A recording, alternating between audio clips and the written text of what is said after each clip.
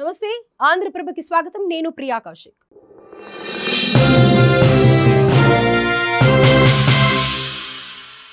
నేరాల్లో number 1 గా తెలంగాణ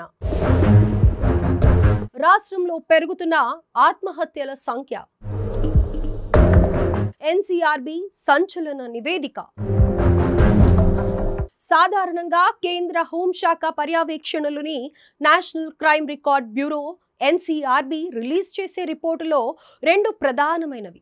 ఎందుకంటే ఆ రిపోర్ట్స్ మన సమాజం ఎలా ఉంది అన్నదానికి అద్దం పడతాయి. అలాగే ప్రభుత్వ సమర్థతను అసమర్థతను తేల్చి చెబుతాయి. తాజాగా 2023 సంవత్సరంలో క్రైమ్స్ ఏ విధంగా ఉన్నాయన్న ఎన్సీఆర్బీ నివేదిక ఆందోళన కలిగిస్తోంది. మరి ఈ రిపోర్ట్లో ఏ రాష్ట్రం ఏ ప్లేస్లో ఉందో ఈ స్టోరీలో తెలుసుకుందాం.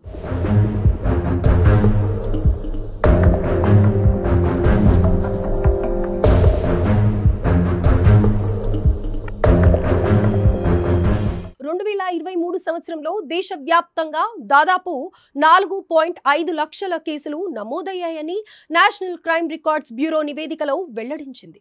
గత 2 ఏళ్లతో పోల్చితే ఈ సంఖ్య పెరగడం ఆందోళన కలిగిస్తోంది. దేశంలోని అన్ని రాష్ట్రాలతో పాటు కేంద్ర పాలిత ప్రాంతాల్లోని పోలీస్ స్టేషన్ల నుంచి సేకరించిన సమాచారం ఆధారంగా ఎన్సీఆర్బీ రిపోర్ట్ను తయారు చేసింది. దీని ప్రకారం 2023లో మొత్తం 4,48,211 కేసులు నమోదయ్యాయి. అయితే 2022లో ఈ సంఖ్య 4,45,256గా ఉండగా 2021లో 4,28,278గా ఉంది.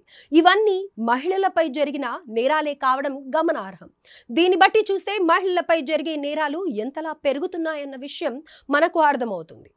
జాతీయ క్రైమ్ రికార్డ్స్ బ్యూరో రిలీజ్ చేసిన 2023 రిపోర్ట్ ప్రకారం తెలంగాణలో నేరాల తీవ్రత ఎక్కువగా ఉంది. ముఖ్యంగా మహిళలపై జరిగే అఘాయిత్యాల్లో మన రాష్ట్రం యావత్ దేశంలోనే సెకండ్ ప్లేస్లో నిలిచింది.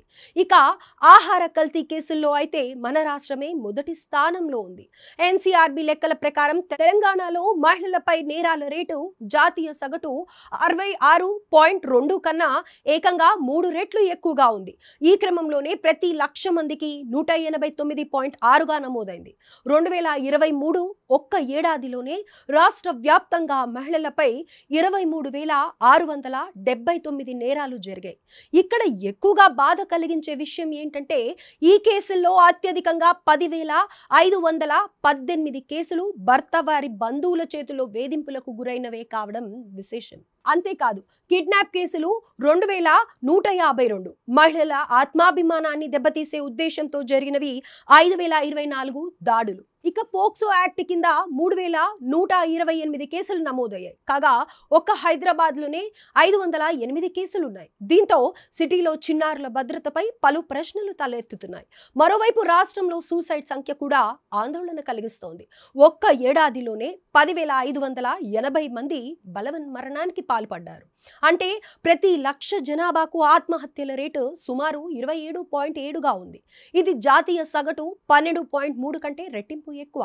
అయితే ఈ సూసైడ్స్ కు ప్రధాన కారణం కుటుంబ సమస్యలేనని ఎన్సీఆర్బీ రిపోర్ట్ చెబుతోంది. ఇక ఆత్మహత్యలకు పాల్పడిన వారిలో రోజువారీ కూలీలు, స్వయం ఉపాధి పొందుతున్న వారే ఎక్కువగా ఉన్నారు. ఫుడ్ కల్తీ కేసుల్లో తెలంగాణ ఫస్ట్ ప్లేస్ లో ఉంది. ఎన్సీఆర్బీ నివేదిక ప్రకారం మొత్తం 382 ఆహార ఔషధ కల్తీ కేసులు నమోదయ్యాయి. అందులో 218 కేసులు ఒక్క హైదరాబాద్లోనే ఉన్నాయి. ఈ కేసుల్లో ఒక్కటి కూడా ఆహార కల్తీ నిరోధక చట్టం కింద నమోదు కాకపోవడం చూస్తుంటే చట్టాల అమలు తీరు ఏ విధంగా ఉందన్న విషయాన్ని ప్రశ్నిస్తోంది. ఇదిలా ఉంచితే దేశంలో ఫేక్ కరెన్సీ దందా కూడా జోరుగా సాగుతోంది. ఇందులో ముఖ్యమైన విషయం ఏంటంటే ఈ దందా దేశ రాజధాని ఢిల్లీలో ఎక్కువగా జరగడం.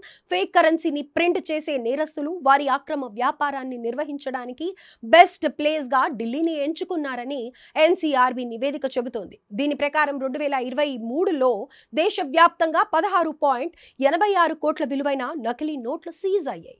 అయితే ఈ కేసులన్నీ 2,000 రూపాయల నోట్లతో సంబంధం కలిగి ఉన్నాయి.